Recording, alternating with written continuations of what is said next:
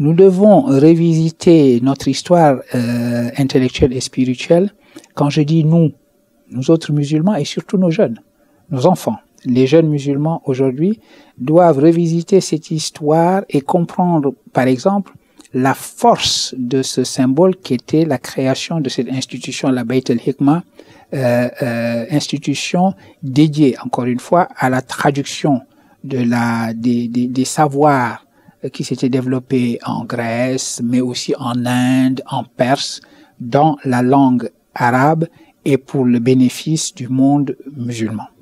À ce moment-là, l'islam s'est administré à lui-même, le monde de l'islam s'est administré à lui-même la leçon selon laquelle le développement et la connaissance de soi, la connaissance du monde et la connaissance de soi suppose l'accueil, l'hospitalité faite à des savoirs qui ont été développés ailleurs, dans d'autres cultures humaines. Parce que c'est comme ça qu'il faut comprendre la traduction. Qu'est-ce que c'est que traduire? C'est donner hospitalité dans sa langue, dans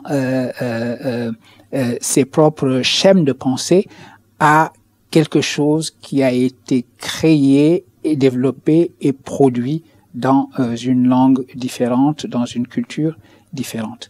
Et le monde de l'islam a été, sur ce plan-là, un monde de la traduction. D'ailleurs, la langue arabe s'est transformée grâce à la traduction, a connu cette forme d'hybridation qui arrive toujours lorsqu'une langue est une langue réceptrice, une langue hospitalière qui donne hospitalité à des savoirs produits dans d'autres langues. À tel point que l'arabe est devenu la langue de la philosophie pour une grande partie du monde ancien.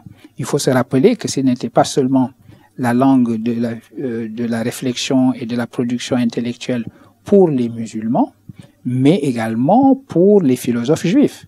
L'arabe était la langue d'un grand philosophe comme Maïmonide ou d'un grand philosophe comme Sadia Gaon.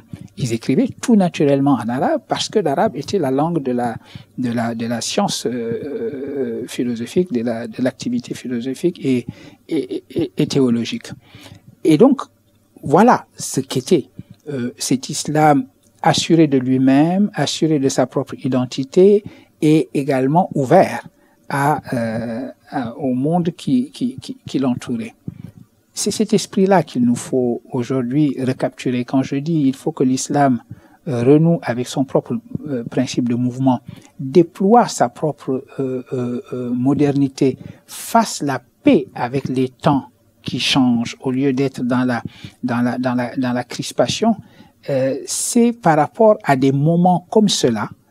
Un moment comme celui-là, ce grand moment et ce grand mouvement de traduction définit l'islam bien plus que l'attitude crispée et défensive autour d'une identité qu'on estimerait menacée et surtout une identité dont on estimerait qu'elle a été constituée une fois pour toutes et que le temps et les temps qui changent sont nécessairement les ennemis de cette identité. Cette posture intellectuelle est une posture, de ce point de vue-là, qui trahit l'esprit qui a été celui du monde de l'islam au moment où la Bayt al-Hikma a été construite et constituée.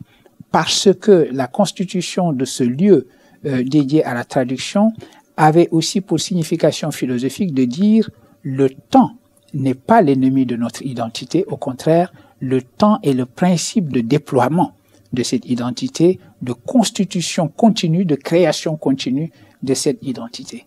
Et donc, si on change cette philosophie du mouvement en une philosophie de la pétrification et de la fermeture sur soi, on trahit, me semble-t-il, ce qui était l'esprit même de la culture musulmane.